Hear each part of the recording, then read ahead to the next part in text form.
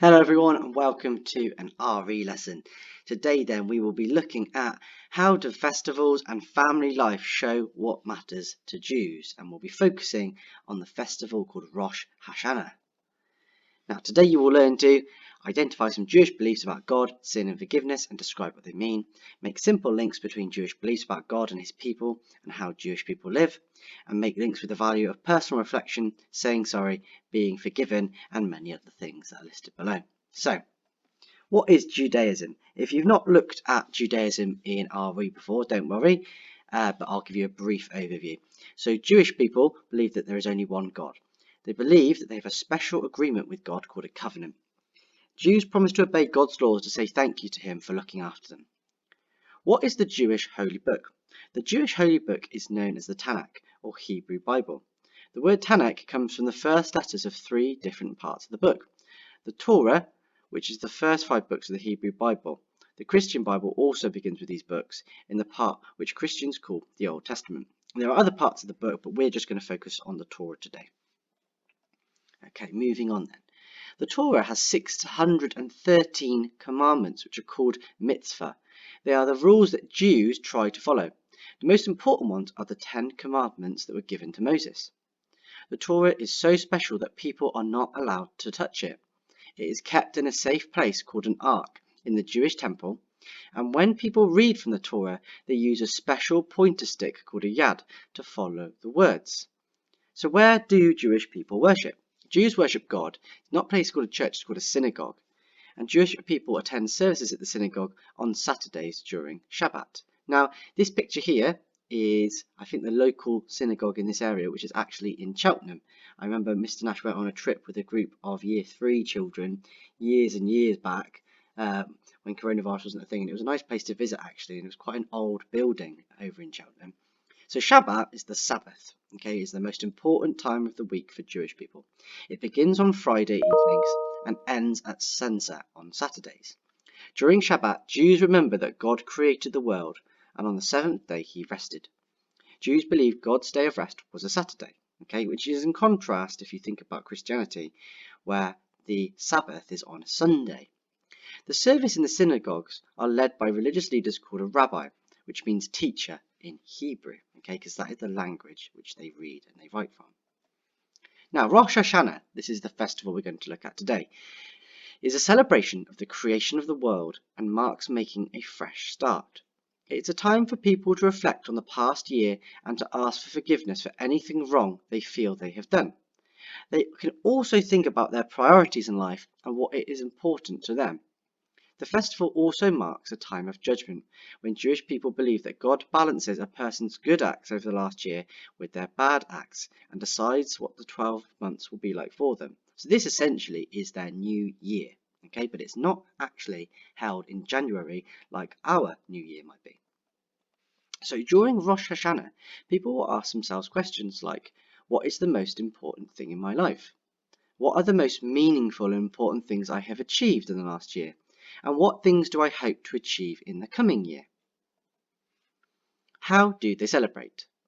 Many Jewish families will spend some of Rosh Hashanah at a synagogue, which we looked at before. This is a name given to the building where Jewish people go to worship. One of the traditions of Rosh Hashanah is to blow a big horn called a shofar, and this is a shofar down here, and this is a gentleman here blowing a shofar. 100 notes are blown on the horn to create a special rhythm. The shofar is one of the world's oldest known wind instruments. The sound of the shofar marks the beginning of the 10-day period called the Days of Awe, which lead up to another Jewish festival called Yom Kippur. Yom Kippur is the most solemn day in the Jewish calendar. It means the Day of Atonement. Okay, and atonement is almost like judgment. Okay, and people don't eat or drink for 25 hours. It's a day to reflect on the past year and ask for God's forgiveness for any sins, anything that people have done wrong. During Rosh Hashanah, food is also incredibly important. Slices of apple are dipped in honey to symbolize a sweet new year ahead, and honey cake is eaten too.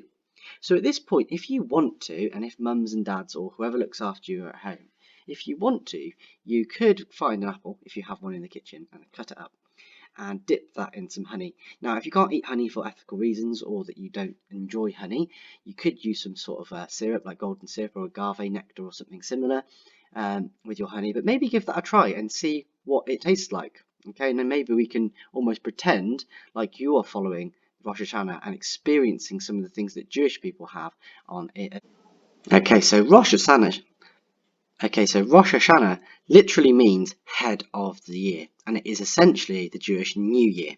And this year it will be on Friday, the 18th of September. So rather than the New Year celebrated by the Church of England, which will be on the 1st of January each year, they might celebrate theirs in September for Rosh Hashanah.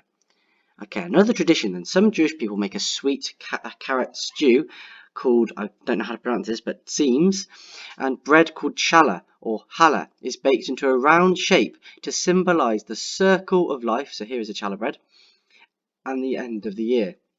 This is different to the plaited bread challah loaf, which Jewish people typically eat on the Sabbath. So they make theirs, this challah, in a circular shape, okay, to symbolize the circle of life in the end of the year. You might also find a pomegranate on the table because there's a tradition that they contain 613 seeds, and these represent one for each of the commandments a Jewish person is supposed to keep. Okay, so here is the sheet that you were doing today. Your learning objectives at the top. First of all, if you'll do it, it says, what is the Jewish festival Rosh Hashanah? Okay, it's just asking you, what is it? Stretch it. How do some Jewish people celebrate Rosh Hashanah? What do they do during this period? Solve it says, why do you think Jewish people eat apple and honey during Rosh Hashanah? So that's more of an inquiry question. So quite an open question. It's your interpretation. Now, what I don't want to see is, I've seen a lot of children recently, if we do it, they'll just say, what is the Jewish festival Rosh Hashanah? Rosh Hashanah is the Jewish New Year. That for me is very frustrating because that's not a full sentence, and I know you can write much better than that. So you need to be writing in full sentences. So if you write like that, fortunately I'll probably be sending your work back, or of course Mrs. Beelo, if this is for year 3s, will probably be sending your work back to you. Okay, we want full sentences here and an explanation to show us what you know. Okay, so once you've done these 3 questions, please send it in to either me or Mrs. Beelo, and I hope you've enjoyed today's lesson. Thank you guys.